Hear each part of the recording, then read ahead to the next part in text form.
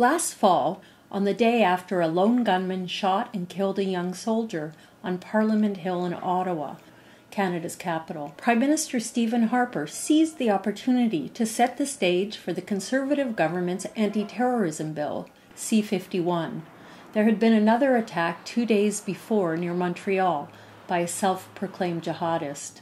For the second time this week, there has been a brutal and violent attack on our soil. We will not be intimidated. Canada will never be intimidated. In fact, this will lead us to strengthen our resolve and redouble our efforts, and those of our national security agencies, to take all necessary steps to identify and counter threats and keep Canada safe here at home. Some had a prescient response to the Prime Minister's post-shooting statement.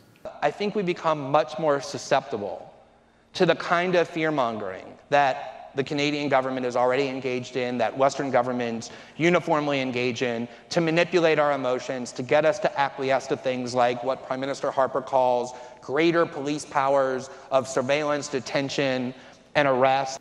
The days and months passed and more was learned about the Ottawa gunman, that although he was a recent convert to Islam, he also suffered from mental health and drug addiction issues, that he acted alone and had no affiliation with any radical Islamist groups in or outside the country. On January 30th, 2015, Prime Minister Harper unveiled his new anti-terrorism bill, C-51, which in many respects resembles the so-called anti-terrorism legislation passed by the U.S. government after 9/11. Jihadist terrorism is not a future possibility, it is a present reality.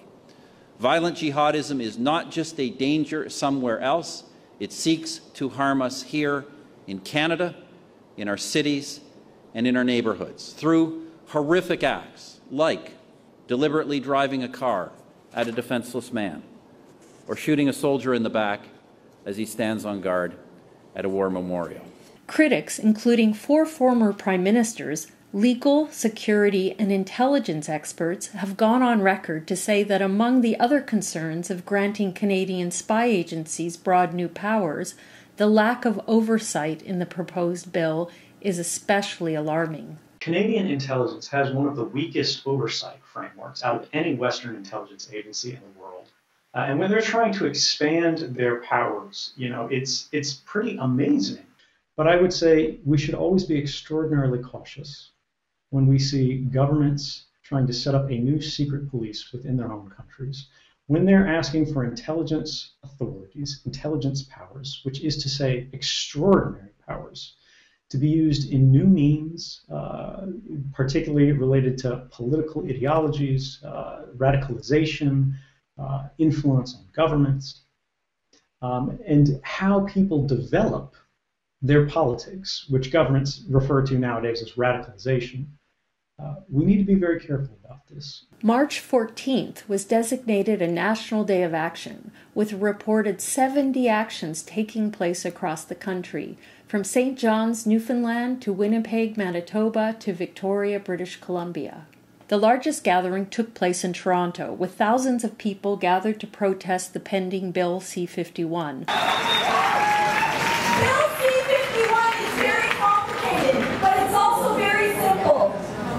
Any activity by anyone in this country that purports to threaten economic stability, territorial integrity, diplomatic relations even, will now be a terrorist act. Every one of us will be a terrorist, but it's on every single one of us to stop this from happening. They have failed to obtain our free, informed, and prior consent, which is a violation of the United Nations Declaration on the Rights of Indigenous Peoples.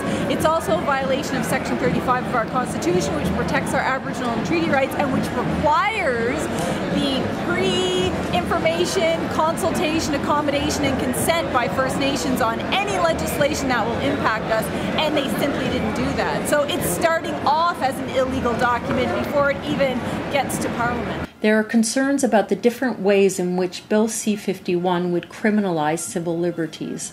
In my view, it's probably the most dangerous government piece of legislation and action since 400 people were arrested under the War Measures Act in 1970.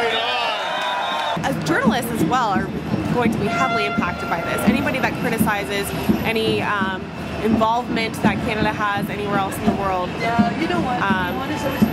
dissent is basically becoming illegal if this bill passes. One of the definitions in this legislation of terrorism is interfering with the financial stability of the economy or interfering with infrastructure.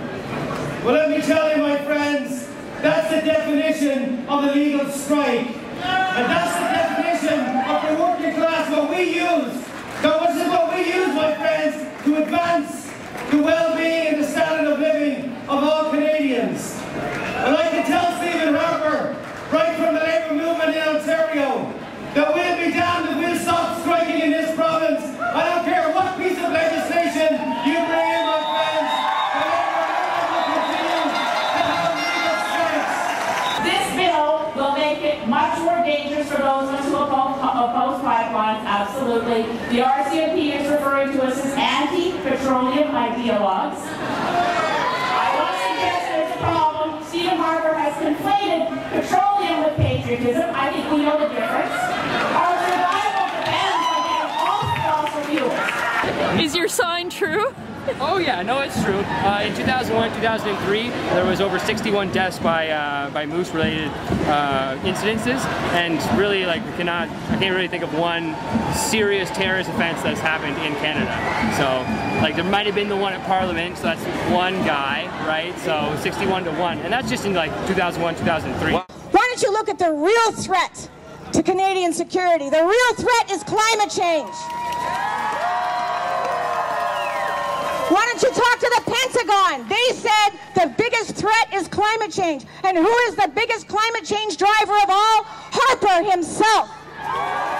A poll published in February showed that 82% of Canadians supported Bill C-51, while another poll published last week suggests that public support for Stephen Harper's anti-terrorism bill is dropping, with only 45% of those surveyed saying they would support it, and 61% said they oppose allowing security services to infiltrate and track Indigenous and environmental activists. The bill may well become a wedge issue in the upcoming October federal election. While the New Democratic Party and the Green Party have spoken out against it, the Liberal Party, currently ahead in the polls, have come out in support of it. Matters of national security should be beyond partisanship. We will take a constructive approach to improving this bill. Liberals welcome the measures that build on the powers of preventative arrests, make better use of no-fly lists, and allow for more coordinated information sharing by government departments and agencies. Like the Liberal position that, oh, they'll do something with it later, that is just insufficient. I mean, we absolutely need to stand up and fight against it. This is about really basic fundamental liberties. Islamophobia is a growing problem in Canadian society, but the Conservative Party is not alone in ostracizing the Muslim community. Remember, it was also the Liberal Party who voted for Bill C-51. I'm going to be testifying before the Public Safety and National Security Committee, specifically on Bill C-51 and what my concerns are with it.